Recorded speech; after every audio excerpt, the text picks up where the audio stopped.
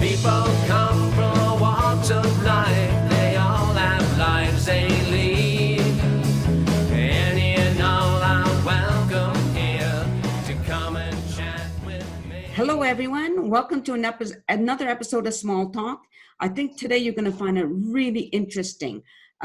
Today's guest is a spinner, a weaver, a fiber artist. She enjoys working with wool. I hope you're intrigued because I know I am.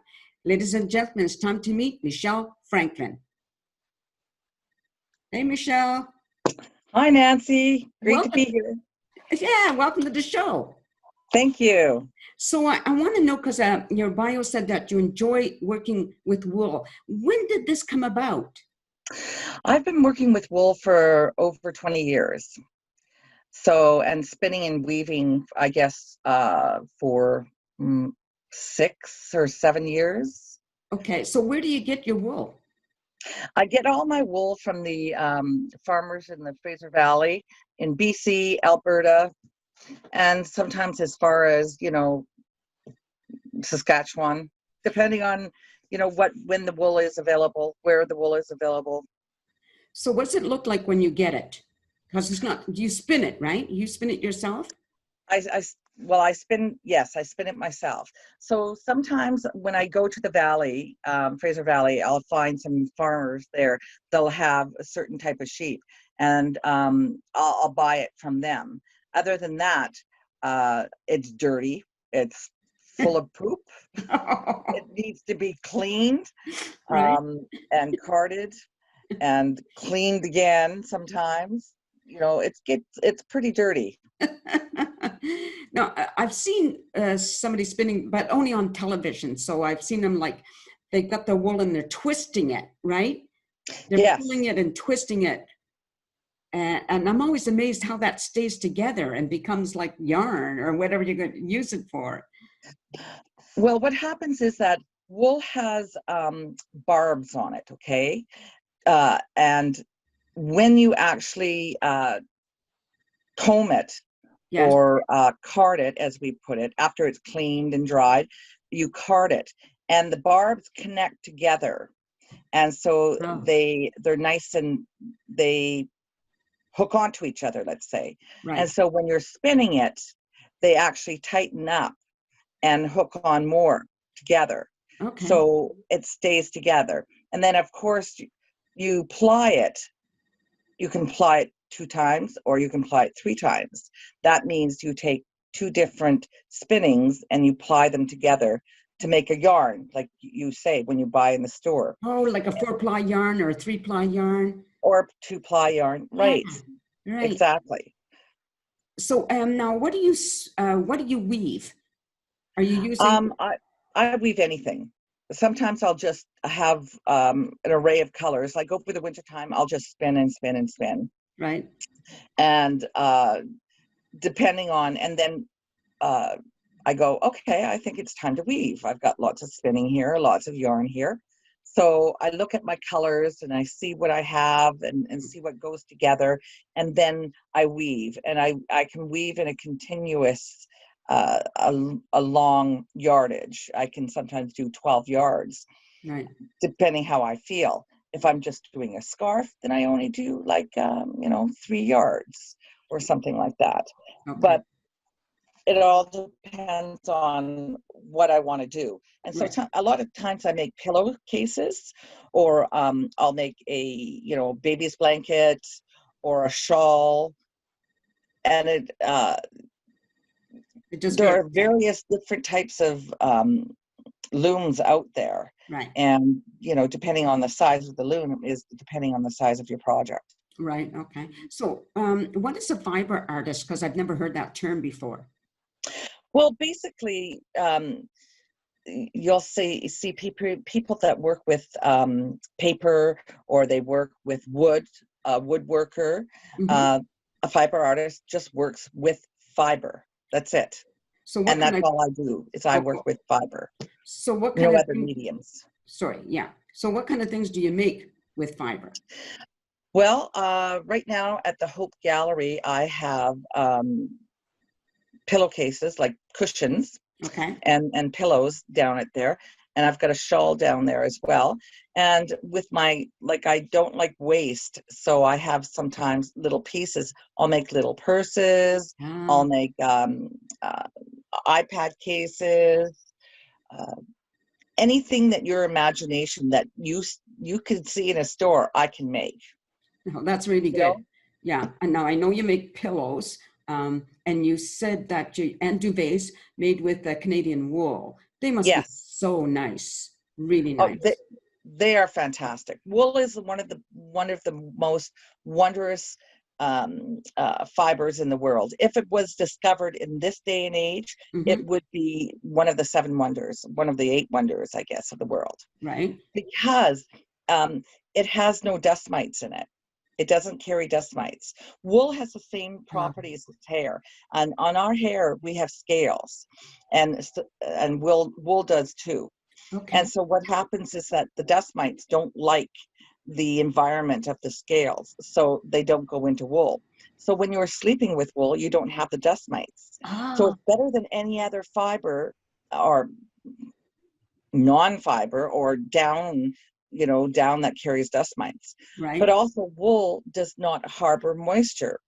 It actually, when you're sweating at night, Yes. it'll whip that moisture away from you. So it'll keep you nice and cool and warm, but it doesn't hold on to the moisture. It actually evaporates in the air.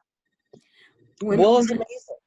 Pardon? So there's no mold or mildew in wool at all. Okay. So there's no need for repeated cleaning like you would with a regular, duvet or pillows. Right. When I was young, we wore a lot of wool, like wool stockings and stuff, but I always found them very itchy. Is there something you do with it that makes it not itchy?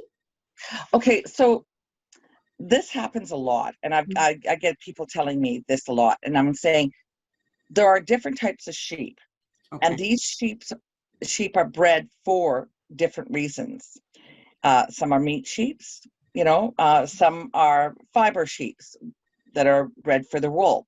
So there are coarse wool and there's fine wool, and the coarse wool will be itchy. And that coarse wool is cheaper than the fine wool. So that coarse wool is usually made for rugs. So unfortunately, overseas will buy the cheap wool, the coarse wool, and then you'll get the sweaters and the coats and everything and the socks made with the cheap wool, which is itchy. You're right. Okay. That makes sense. I mean, we were a large family, not a lot of money. So my parents would have bought the less expensive items anyway, right? But anyway, we'll move on but I still find it fascinating. Now, I know with your pillows, like you have a website, correct? Yes. If people want to order or see what kind of designs you have. What's the website for that? It's www.theshepherdspillow.com.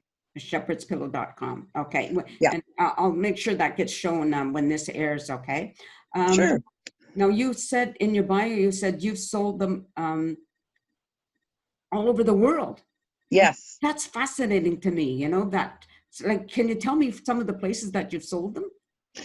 Oh, geez. I've all over the United States. Okay. I've sent them. I've even sent them to Japan because they don't want to buy anything made in China. They want to buy, good quality, because all my wool is washed with plant-based soaps. Okay. So it's not certified organic, but it is clean and with no chemicals. Right. Yeah. And so people want a natural alternative and a better alternative without chemicals in it. Okay. And something that will last forever, because wool will last forever. Right. Okay. I have sent to Europe. Right. All across Canada. Yes. Yeah.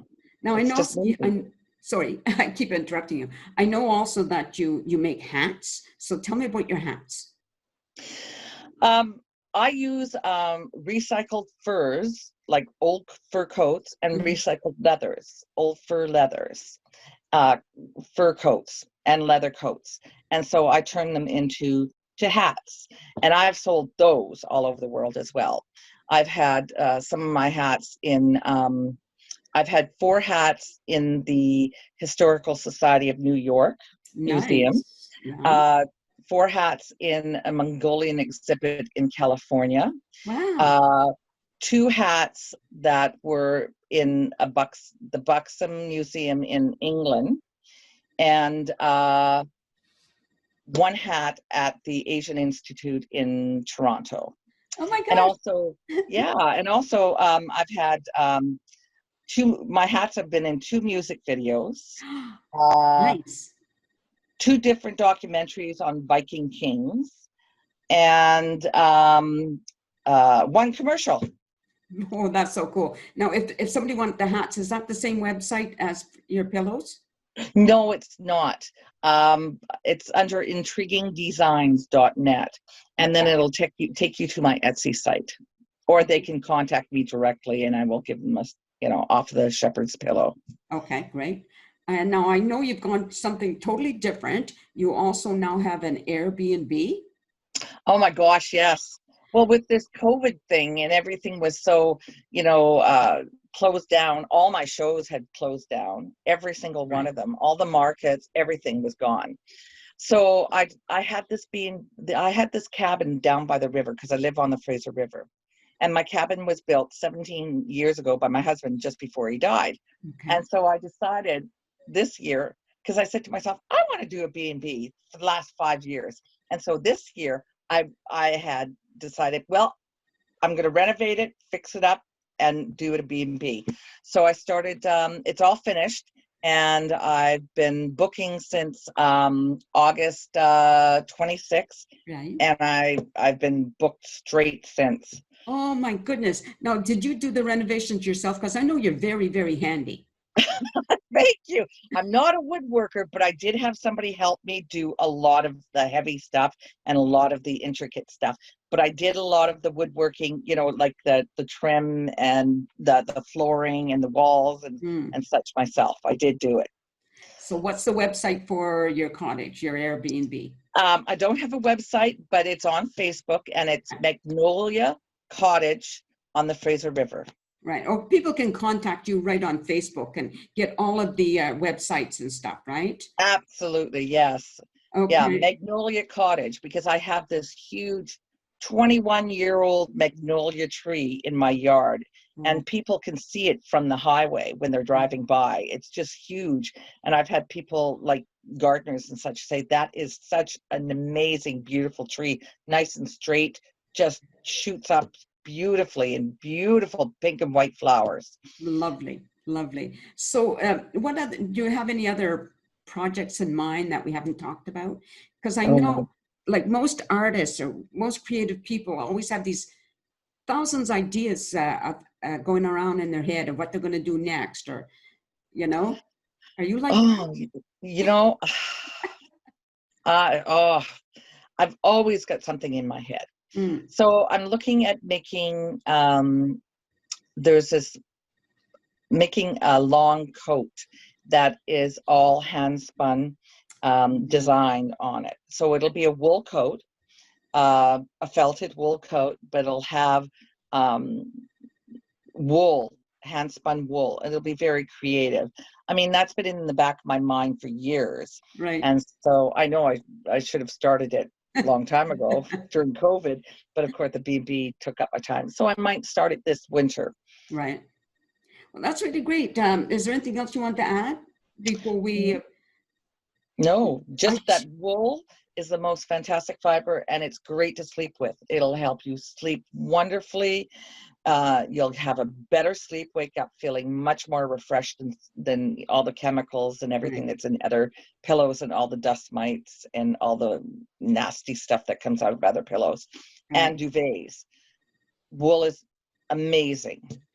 There's just something else I just remembered you, the lanolin salve that you make, right? Yes. Well, lanolin is a byproduct of the sheep. Okay, it secretes from the skin from the pores of the sheep and goes into the wool. and it actually protects the sheep, right? Mm. So what happens is that when you wash the wool, the lanolin, you boil the wool basically to Okay. get the lanolin. It's a different type of a procedure than washing the wool. And the lanolin is grease. Okay. Yeah. So when it cools off, it'll come to the top and then you skim it off. Oh, Yeah. that's so fascinating. Oh my goodness. It's so wonderful. Nursing mothers have used it for their nipples when Oh, nursing. right. Dry skin. It's fabulous for dry skin. That's something I need because I have extremely dry skin. Unfortunately, we're out of time, so just stay with me while I address the audience. Okay, so stay Sure. there. Well, I hope you found this really interesting, getting to know some of the things that Michele Franklin does. And look her up on Facebook. If you want to find or order any of her products, she'll be happy to respond. In the meantime, we'll see you next time, hopefully. Until then, peace out. Who are